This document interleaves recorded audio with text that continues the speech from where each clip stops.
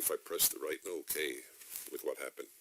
Wait, let me see if I can do it. I did it, and now... Hi, my name is Olivia. I'm 23 years old, and I am from Los Angeles, California.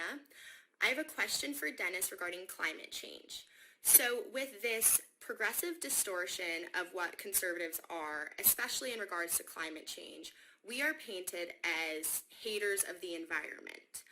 I'm wondering, because the left is choosing alarmist tactics and failing to consider evidence and facts at all costs, how will we ever go about having a balanced conversation about climate change, and what are good ways to move forward?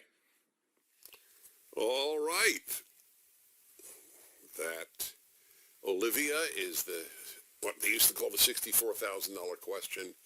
I have wanted to have dialogue with people on the left all of my radio career, and 99% of those invited never come on the show, even though every time anyone on the left ever invited me or any conservative, we run to go on their shows. They are afraid to come on our shows. Tell me one black leader on the left who is prepared to debate Larry Elder on race. Maybe there is one. I don't know if there is even one. Maybe there is. And tell me a Jewish leftist who would debate me. Would Tom Friedman or Paul Krugman at the New York Times? I've offered $10,000 to their favorite medical charity just to have a public forum. And we don't even get responses. They don't debate for good reason. They lose. They always lose.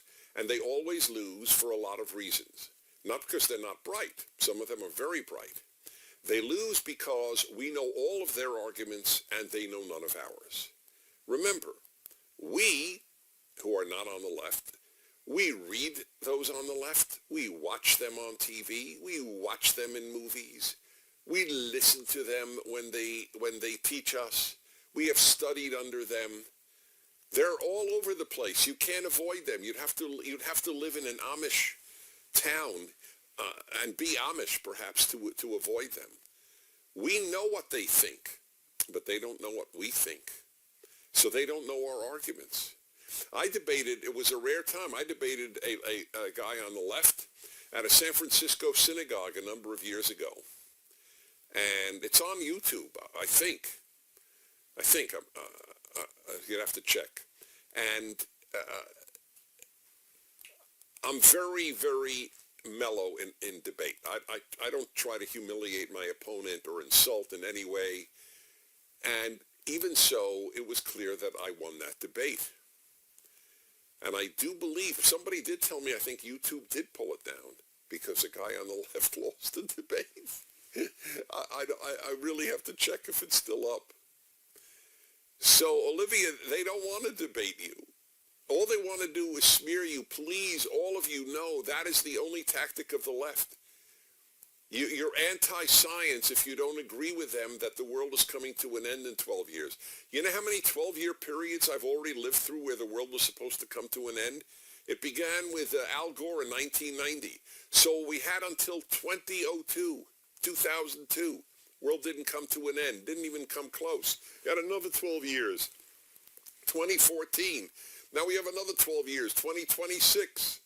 And they just keep doing it. It reminds me, I made up a joke. Very rare that I've made up a joke. Here's a joke. Actually, it's one of two riddles I've made up. So what do you call a religious person who says the earth is coming to an end? Call him a religious fanatic, right? What do you call a secular person who says the earth is coming to an end? An environmentalist. How's that? That's good. Yeah, it's one of the two riddles I made up. You want to know the other one? Mm-hmm. What do you call a happy American black?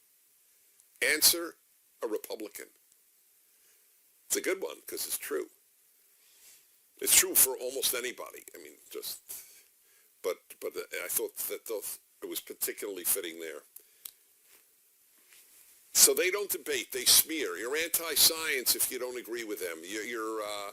You're always anti-something, or you're anti-woman if you don't, you're misogynist if you don't agree on abortion, or you're, let's see, what else? Yeah, of course, you're racist if you don't agree with them on almost anything, right?